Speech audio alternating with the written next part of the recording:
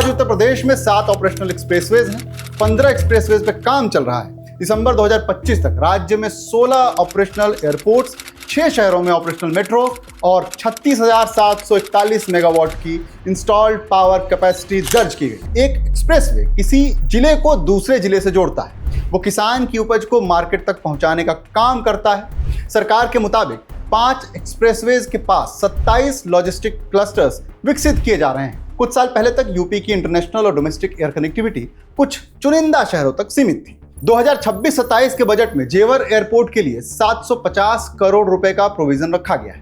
Airport में प्रस्तावित runways की संख्या को 2 से बढ़ाकर 5 करने का फैसला भी लिया गया है। यानी यूपी की कनेक्टिविटी अब सिर्फ रोड कनेक्टिविटी तक सीमित नहीं रहना चाहती।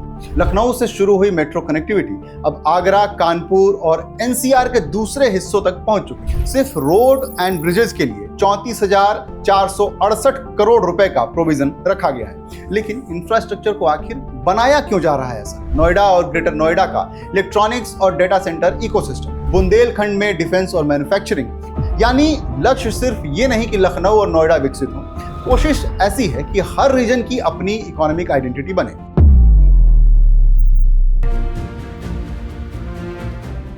उत्तर प्रदेश देश की सबसे बड़ी आबादी वाला राज्य, इतना बड़ा कि इसकी आबादी कई देशों से ज्यादा है। लेकिन लंबे समय तक यूपी की पहचान उसकी पॉपुलेशन से ज्यादा उसकी समस्याओं से होती रही है। कमजोर इंफ्रास्ट्रक्चर, खराब कनेक्टिविटी, बिजली की दिक्कत, बेरोजगारी, पिछड़ता इंडस्ट्रियल सेक्टर और शहरों से दूर रहने वाले करोड़ों लोग। आज उत्तर प्रदेश में 7 ऑपरेशनल एक्सप्रेसवेज हैं, 15 एक्सप्रेसवेज पे काम चल रहा है। दिसंबर 2025 तक राज्य में 16 ऑपरेशनल एयरपोर्ट्स, 6 शहरों में ऑपरेशनल मेट्रो और 36,741 मेगावाट की इंस्टॉल्ड पावर कैपेसिटी दर्ज की गई। लेकिन इन आंकड़ों को सिर्फ नंबर की तरह देखना इस पूरी कहानी को समझने के लिए काफी नहीं है, क्योंकि एक्सप्रेसवे सिर्फ सड़क नहीं होता। एक एक्सप्रेसवे किसी जिले को दूसरे जिले से जोड़ता है, वो किसान की उपज को मार्केट तक पहुंचाने का काम करता है, वो किसी फैक्ट्री के लिए रॉ मटेरियल और फिनिश प्रोडक्ट की ट्रांसपोर्टेशन आसान करता है। और जब उसी एक्सप्रेसवे के आसपास लॉजिस्टिक्स पार्क, इंडस्ट्रियल क्लस्टर्स और मैन्युफैक्चरिंग यूनिट्स आने लगते हैं, तो सड़क धीरे धीरे इकोनॉमिक कॉरिडोर में बदल जाती है। उत्तर प्रदेश के इसी सोच के साथ इंफ्रास्ट्रक्चर को इंडस्ट्री से जोड़ने की कोशिश की जा रही है। सरकार के मुताबिक 5 एक्सप्रेसवेज के पास 27 लॉजिस्टिक क्लस्टर्स विकसित किए जा रहे हैं, ताकि कनेक्टिविटी को सीधे इंडस्ट्रियल ग्रोथ से जोड़ा जा सके। इसी तस्वीर का दूसरा हिस्सा है एयर कनेक्टिविटी।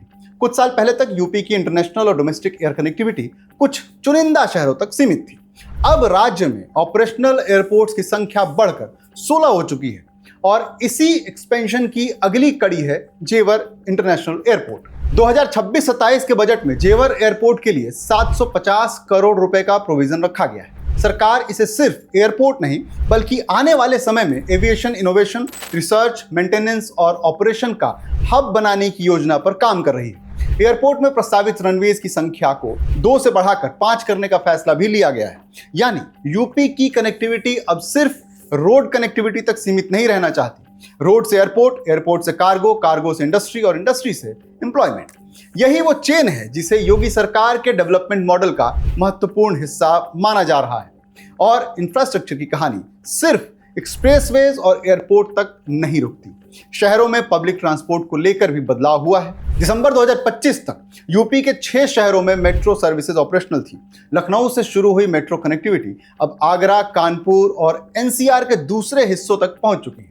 इसका मतलब यह है कि यूपी में अर्बन इंफ्रास्ट्रक्चर का फोकस सिर्फ सड़क बनाने से आगे बढ़कर मॉडर्न पब्लिक ट्रांसपोर्टेशन तक पहुंच रहा है। लेकिन किसी भी इकोनॉमी के लिए सड़क और एयरपोर्ट तभी मायने रखते हैं जब उनके पीछे बिजली और इंडस्ट्री मौजूद हो। इसलिए अगली बड़ी कहानी है पावर और इंडस्ट्रियलाइजेशन का। दिसंबर 2025 तक उत्तर प्रदेश की इंस्टॉल्ड एनर्जी कैपेसिटी 36,741 मेगावाट की थी। 2026-27 के बजट में भी रोड्स, ब्रिजेस, इंडस्ट्रियल और लॉजिस्टिक कनेक्टिविटी पर बड़े एलोकेशंस किए गए हैं। सिर्फ रोड एंड ब्रिजेस के लिए 34,468 करोड़ रुपए का प्रोविजन रखा गया है। लेकिन इंफ्रास्ट्रक्चर को आखिर बनाया क्यों जा रहा है ऐसा? सिर्फ इसलिए नहीं कि यूपी में ज्यादा चमकदार रोड्स और बड़े एयरपोर्ट्स दिखे। असली लक्ष्य ये है कि यूपी में बिजनेस आए, फैक्ट्रीज आए, इन्वेस्टमेंट आए और जॉब्स यहीं पैदा हों। और यहीं से कहानी इंफ्रास्ट्रक्चर से निकलकर इंडस्ट्रियल उत्तर प्रदेश की तरफ बढ़ती है। 2018 से सरकार ने इन्वेस्टर्स समिट और उसके बाद ग्राउंड ब्रेकिंग सेरेमनीज के जरिए इन्वेस्टमेंट को जमीन पर उतारने की कोशिश शुरू की। 2023 के ग्लोबल इन्वेस्टर समिट में सरकार ने 33.5 लाख करोड़ से ज्यादा के इन्वेस्टमेंट प्रपोजल्स मिलने की बात कही है, लेकिन यहां एक जरूरी फर्क है। ये प्रपोजल्स थे, यानी इन्हें एक्चुअल इन्वेस्टमेंट समझना ठीक नहीं होगा। इसलिए सरकार ने इन प्रपोजल्स को प्रोजेक्ट्स में बदलने के लिए ग्राउंड ब्रेकिंग सेरेमनीज का रास्ता अपनाया। यूपी सरकार के इन्वेस्ट यूपी के अनुसार जीआईएस 2023 के बाद एक साल के भीतर 14,000 से ज्यादा प्रोजेक्ट्स, लगभग 10 लाख करोड़ रुपए के एस्टिमेटेड इन्वेस्टमेंट और करीब 33.5 लाख एम्प्लॉयमेंट अपॉर्चुनिटी वाले प्रोजेक्ट्स के इंप्लीमेंटेशन की दिशा में काम हुआ। यहीं से यूपी की डेवलपमेंट स्टोरी का अगला चैप्टर शुरू होता है। नोएडा और ग्रेटर नोएडा का इलेक्ट्रॉनिक्स और डेटा सेंटर इकोसिस्टम, लखनऊ का डिफेंस इंडस्ट्रियल कॉरिडोर, जेवर के आसपास बनने वाला बड़ा इंडस्ट्रियल इकोसिस्टम, बुंदेलखंड में डिफेंस और मैन्युफैक्चरिंग और अलग अलग जिलों में एमएसएमई और ट्रेडिशनल इंडस्ट्रीज को बढ़ावा देने की कोशिश। यानी लक्ष्य सिर्फ ये नहीं कि लखनऊ और नोएडा विकसित हो, कोशिश ऐसी है कि हर रीजन की अपनी इकोनॉमिक आइडेंटिटी बने। पूर्वांचल में अलग अपॉर्चुनिटी हो, बुंदेलखंड में अलग, पश्चिमी यूपी में अलग और सेंट्रल यूपी में अलग। इसी सोच से ओडीओपी यानी वन डिस्ट्रिक्ट वन प्रोडक्ट जैसी योजनाओं को भी जोड़ा गया। यहाँ किसी जिले की पारंपरिक पहचान को सिर्फ स्थानीय बाजार तक सीमित रखने के बजाय उसे ब्रांडिंग, मैन्युफैक्चरिंग और एक्सपोर्ट से जोड़ने की कोशिश की गई। और यही वो पॉइंट है जहां नया यूपी सिर्फ बड़े इंफ्रास्ट्रक्चर प्रोजेक्ट की कहानी नहीं रह जाता। ये कहानी है गांव से मार्केट तक पहुंचने की, छोटे कारीगर से ग्लोबल बायर तक पहुंचने की, एक डिस्ट्रिक्ट को सिर्फ प्रशासनिक इकाई नहीं बल्कि इकोनॉमिक यूनिट बनाने की। और शायद इसी वजह से आज उत्तर प्रदेश की डेवलपमेंट स्टोरी को सिर्फ लखनऊ, नोएडा या अयोध्या देखकर समझना संभव नहीं है। ये कहानी उन हाईवेज की भी है जो बुंदेलखंड से होकर भी गुजर रही है, उन एयरपोर्ट्स की भी है जो छोटे शहरों को जोड़ रही है, उन इंडस्ट्रियल प्रोजेक्ट्स की भी है जो नए मैन्युफैक्चरिंग हब्स बनाने की कोशिश कर रहे हैं, और उन करोड़ों लोगों की भी है जिनके लिए डेवलपमेंट का मतलब आखिरकार एक ही है: बेहतर सड़क, बेहतर बिजली, बेहतर कनेक्टिविटी, बेहतर शहर और सबसे बढ़कर बेहतर अपॉर्चुनिटीज। लेकिन अब सवाल यह है कि इन इंफ्रास्ट्रक्चर प्रोजेक्ट्स के बाद यूपी की इकोनॉमी कितनी बदली है? क्या उत्तर प्रदेश सिर्फ बड़े प्रोजेक्ट्स बनाने वाला राज्य बन रहा है या सच में एक बड़ा इकोनॉमिक पावर हाउस बनने की तरफ बढ़ रहा है? इसी को समझने के लिए अब हमें देखना होगा उत्तर प्रदेश की GDP, per capita income, investment, manufacturing और एम्प्लॉयमेंट के आंकड़े। इंफ्रास्ट्रक्चर की तस्वीर देखने के बाद अब सवाल आता है, इन सड़कों, एयरपोर्ट्स और इंडस्ट्रियल कॉरिडोर्स का आखिर असर क्या हुआ? क्योंकि किसी भी राज्य के डेवलपमेंट को सिर्फ इस बात से नहीं मापा जा सकता कि वहां कितने किलोमीटर एक्सप्रेसवे बनाए गए हैं। असली सवाल ऐसा होगा कि राज्य की इकोनॉमी कितनी बड़ी हुई, लोगों की इनकम कितनी बढ़ी और नए इकोनॉमिक अपॉर्चुनिटीज कितने बने। और यहाँ उत्तर प्रदेश की तस्वीर काफी दिलचस्प है। 2016-17 में उत्तर प्रदेश की प्रति व्यक्ति शुद्ध आय करीब 54,564 रुपए थी। 2024-25 में यह बढ़कर करीब 1,09,844 रुपए हो गई। यानी 8 साल के भीतर प्रति व्यक्ति आय लगभग दोगुनी हुई। राज्य की प्रति व्यक्ति जीएसडीपी भी 2016-17 में करीब 61,142 से बढ़कर 24-25 में 1,26,304 रुपए तक पहुंची। अब सिर्फ इन आंकड़ों को देखकर यह कहना कि आम आदमी की इनकम दोगुनी हो गई है ठीक नहीं होगा, क्योंकि ये नॉमिनल फिगर्स है और इन्फ्लेशन का असर इसमें शामिल होता है। लेकिन एक बात साफ है कि यूपी की इकोनॉमिक साइज और प्रति व्यक्ति इकोनॉमिक आउटपुट दोनों में काफी एक्सपेंशन हुआ है, बढ़ोतरी हुई है, और इसका असर राज्य की ओवरऑल इकोनॉमी के साइज में भी दिखाई देता है। 2016-17 में यूपी का जीएसडीपी करीब 11.45 लाख करोड़ रुपए के आसपास था। 2025-26 के लिए राज्य का जीएसडीपी करीब 29.78 लाख करोड़ रुपए एस्टिमेट किया गया। यानी नॉमिनल टर्म्स में इकोनॉमी 2.5 गुने से भी ज्यादा हो चुकी है।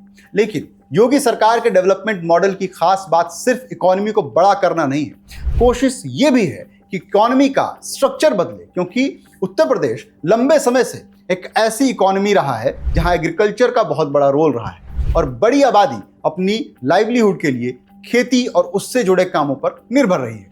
आज स्टेट इकोनॉमी में सर्विसेज का हिस्सा लगभग 47%, इंडस्ट्री का लगभग 27% और एग्रीकल्चर और दूसरी अलाइड एक्टिविटीज का करीब 26% बताया गया है। यानी यूपी की इकोनॉमी अब सिर्फ खेतों पर खड़ी इकोनॉमी नहीं है, इंडस्ट्री बढ़ाने की कोशिश हो रही है, मैन्युफैक्चरिंग को लेकर बड़े प्रोजेक्ट्स आ रहे हैं और इंफ्रास्ट्रक्चर इन दोनों को जोड़ने का काम कर रहा है।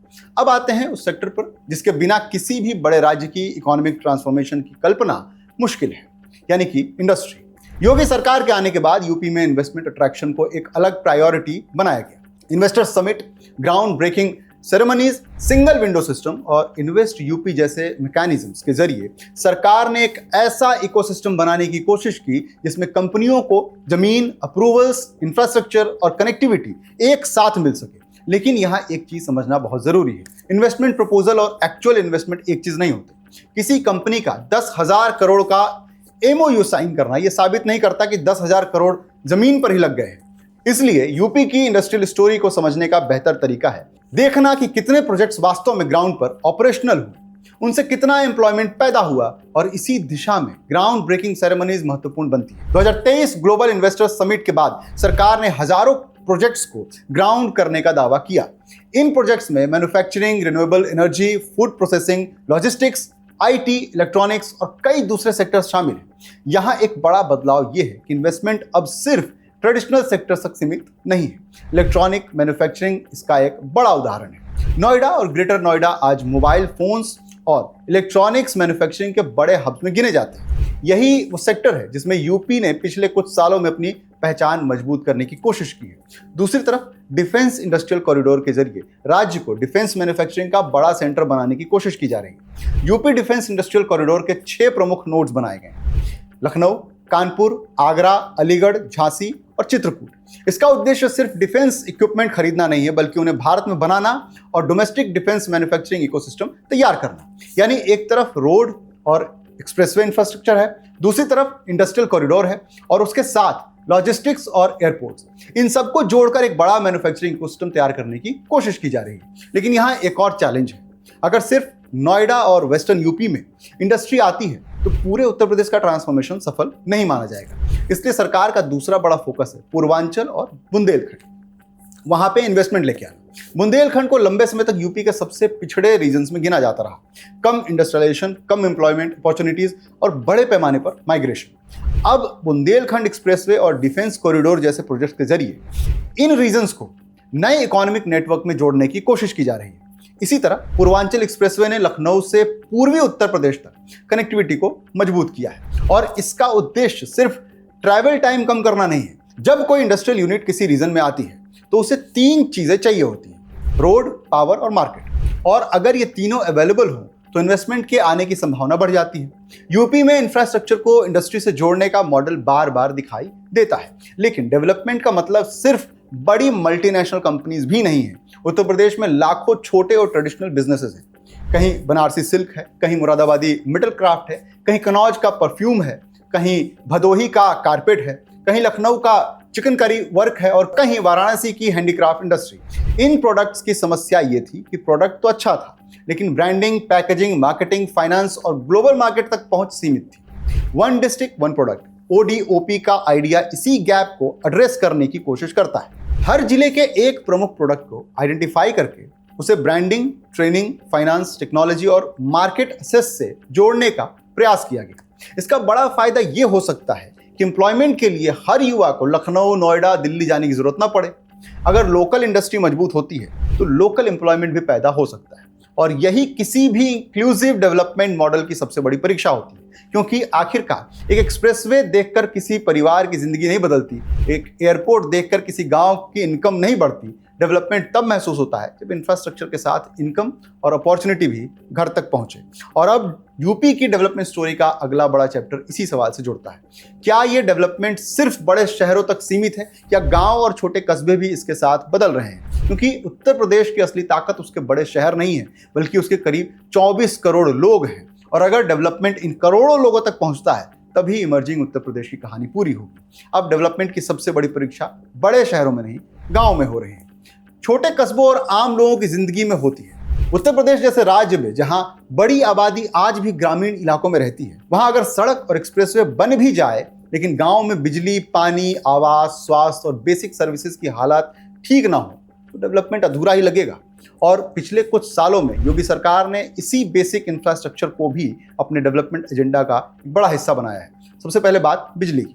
उत्तर प्रदेश की राजनीति में बिजली हमेशा एक बड़ा मुद्दा रही है, खासकर ग्रामीण इलाकों में बिजली की उपलब्धता और सप्लाई को लेकर लंबे समय से सवाल उठते रहे। आज की तस्वीर में बड़ा बदलाव यह है कि राज्य की इंस्टॉल्ड पावर कैपेसिटी दिसंबर 2025 तक 36,741 मेगावाट तक पहुंच चुकी है। सरकार ने ट्रांसमिशन और डिस्ट्रीब्यूशन इंफ्रास्ट्रक्चर को भी एक्सपैंड किया है, लेकिन यहां सिर्फ यह कहना काफी नहीं है कि बिजली पैदा करने की कैपेसिटी बढ़ गई। असली डेवलपमेंट तब है जब बिजली लगातार और भरोसेमंद तरीके से घर, दुकान, फैक्ट्री तक पहुंचती रहे। इसी वजह से पिछले सालों में ट्रांसमिशन लाइन, सबस्टेशंस और डिस्ट्रीब्यूशन नेटवर्क्स को भी एक्सपैंड करने पर जोर दिया गया, क्योंकि बिजली सिर्फ घर में पंखा चलाने के लिए नहीं है। बिजली का मतलब होता है छोटी फैक्ट्री चले, दुकान खुली रहे, इरिगेशन पंप चले, कोल्ड स्टोरेज चले और डिजिटल इकोनॉमी का गांव-गांव तक पहुंचना। यानी पावर इंफ्रास्ट्रक्चर सीधे इकोनॉमी से जुड़ा हुआ है। इसके बाद आता है हाउसिंग और बेसिक एमिनिटीज का सवाल। प्रधानमंत्री आवास योजना के तहत उत्तर प्रदेश में बड़ी संख्या में ग्रामीण और अर्बन हाउस होल्ड्स को पक्के घर मिले हैं। इसी तरह जल जीवन मिशन के तहत ग्रामीण घरों तक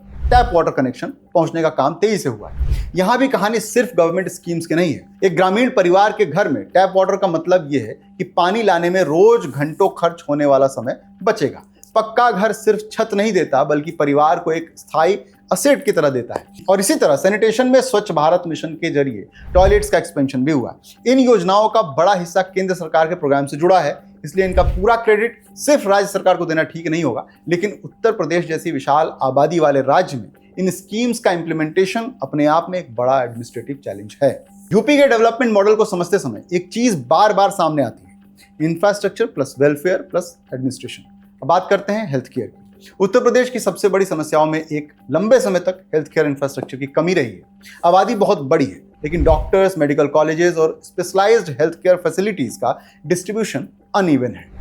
योगी सरकार के दौरान नए मेडिकल कॉलेजेस खोलने और पुराने इंस्टीट्यूशंस को एक्सपैंड करने पर काफी जोर दिया गया। सरकार के अनुसार 2017 से पहले राज्य में कुछ दर्जन के आसपास मेडिकल कॉलेजेस थे, जबकि अब सरकारी और प्राइवेट मिलाकर संख्या काफी बढ़ चुकी है। कई जिलों में नए मेडिकल कॉलेज शुरू किए गए ताकि लोगों को हर छोटी बड़ी बीमारी के लिए लखनऊ, दिल्ली और दूसरे बड़े शहरों की तरफ न जाना पड़े। इसी के साथ आयुष्मान भारत जैसी सेंट्रल हेल्थ केयर स्कीम्स का इंप्लीमेंटेशन भी हुआ।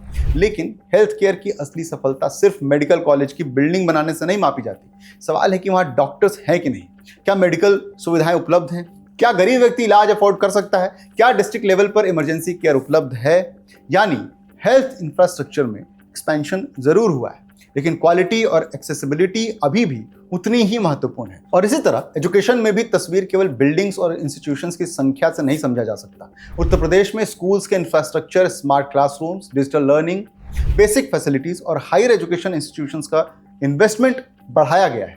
यूनिवर्सिटीज और हायर एजुकेशन इंस्टीट्यूशंस की संख्या में भी एक्सपेंशन हुआ है। लेकिन एजुकेशन का अल्टीमेट आउटपुट सिर्फ स्कूल की बिल्डिंग नहीं है, वो है कितने बच्चे स्कूल में टिके, कितने स्टूडेंट्स हायर एजुकेशन तक पहुंचे और एजुकेशन के बाद कितने युवाओं को प्रोडक्टिव एम्प्लॉयमेंट मिला है।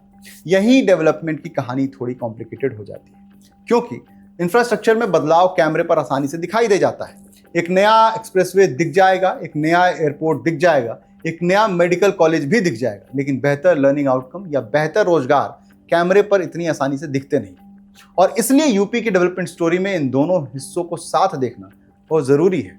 एक तरफ विजिबल इंफ्रास्ट्रक्चर है, दूसरी तरफ ह्यूमन डेवलपमेंट, और अगर दोनों साथ चलते हैं तभी कोई राज्य लॉन्ग टर्म में मजबूत इकोनॉमी बना सकता है।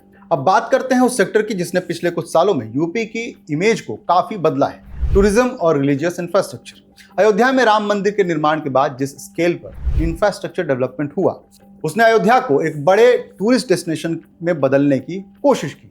नए roads, airport, railway station, accommodation facilities, river front और सिटी इंफ्रास्ट्रक्चर पर बड़े स्तर पर काम हुआ।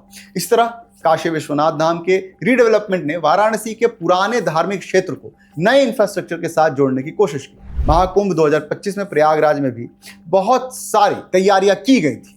रोड्स बने, ब्रिजेज बने, सैनिटेशन, एकोमोडेशन हुआ था, ट्रांसपोर्ट और क्राउड मैनेजमेंट पर काफी कुछ काम हुआ। यहाँ डेवलपमेंट का एक नया मॉडल दिखाई देता है, religion plus tourism plus infrastructure plus local economy. जब करोड़ों लोग किसी शहर में आते हैं तो उसका स्पेंडिंग सिर्फ मंदिर तक सीमित नहीं रहता। लोग होटलों में पैसा खर्च करते हैं, रेस्टोरेंट में करते हैं, टैक्सी और ऑटो वालों तक ये पैसा जाता है, लोकल शॉप्स में जाता है, हैंडीक्राफ्ट और सुवेनियर्स बिकते हैं। यानी पिलग्रिमेज टूरिज्म धीरे धीरे एक लोकल इकोनॉमिक इंजन बन सकता है। और यूपी सरकार टूरिज्म को सिर्फ धार्मिक यात्रा के रूप में नहीं बल्कि इकोनॉमिक एक्टिविटी के रूप में भी देख रही है। लेकिन यूपी की एम्बिशन अब इससे कहीं आगे है। सरकार चाहती है कि उत्तर प्रदेश सिर्फ एग्रीकल्चर और ट्रेडिशनल इंडस्ट्रीज के लिए नहीं बल्कि technology, electronics, defence, logistics, AI और मॉडर्न मैन्युफैक्चरिंग के लिए भी जाना जाए। 2026-27 के बजट में आईटी और इलेक्ट्रॉनिक सेक्टर्स के लिए 2059 करोड़ रुपए और उत्तर प्रदेश एआई मिशन के लिए 225 करोड़ रुपए का प्रोविजन रखा गया। यानी जो राज्य कभी अपनी इकोनॉमी के लिए एग्रीकल्चर और ट्रेडिशनल इंडस्ट्रीज पर ज्यादा निर्भर माना जाता था, अब वो एआई, इलेक्ट्रॉनिक्स, डिफेंस, मैन्युफैक्चरिंग और डेटा ड्रिवन इकोनॉमी जैसे सेक्टर्स में भी जगह बनाने की कोशिश कर रहा है। और यही शायद इमर्जिंग उत्तर प्रदेश की सबसे बड़ी कहानी है। पिछले कुछ सालों में डेवलपमेंट की डायरेक्शन जरूर बदली है। एक्सप्रेसवे से कनेक्टिविटी की तरफ, कनेक्टिविटी से इन्वेस्टमेंट की तरफ, इन्वेस्टमेंट से इंडस्ट्री की तरफ, इंडस्ट्री से जॉब की तरफ और वेलफेयर स्कीम से बेसिक क्वालिटी ऑफ लाइफ सुधारने की तरफ। सवाल ये नहीं है कि यूपी में डेवलपमेंट हो रहा है कि नहीं, सवाल यह है कि क्या यह डेवलपमेंट अगले दशक में उत्तर प्रदेश को भारत की सबसे बड़ी इकोनॉमिक पावर्स में बदल सकता है। क्योंकि अगर इंफ्रास्ट्रक्चर, इंडस्ट्री, टेक्नोलॉजी, टूरिज्म और ह्यूमन डेवलपमेंट एक साथ आगे बढ़ते हैं तो जिस उत्तर प्रदेश को कभी सिर्फ सबसे ज्यादा आबादी वाला राज्य कहा जाता था, वो आने वाले समय में भारत का सबसे बड़ा ग्रोथ इंजन बनने की दौड़ में शामिल हो सकता है। अब इस कहानी का सबसे अहम हिस्सा आता है, क्या ये सारे डेवलपमेंट प्रोजेक्ट्स मिलकर उत्तर प्रदेश की इकोनॉमिक ज्योग्राफी बदल रहे हैं? क्योंकि पिछले कुछ सालों में सिर्फ प्रोजेक्ट्स की संख्या नहीं बढ़ी है, बल्कि सरकार की कोशिश ये रही है कि अलग अलग प्रोजेक्ट्स को एक दूसरे से जोड़ा जाए। एक एक्सप्रेसवे अकेला नहीं, उसके आसपास इंडस्ट्रियल क्लस्टर हो। एक एयरपोर्ट अकेला नहीं, उसके साथ साथ लॉजिस्टिक्स। एक इंडस्ट्रियल कॉरिडोर अकेला नहीं, उसके साथ रोड, पावर और स्किल्ड वर्कफोर्स। यानी अब डेवलपमेंट को अलग अलग प्रोजेक्ट्स की लिस्ट की तरह नहीं बल्कि एक कनेक्टेड इकोसिस्टम की तरह देखने की कोशिश की जा रही है। इसका सबसे बड़ा उदाहरण है Uttar Pradesh defence industrial corridor.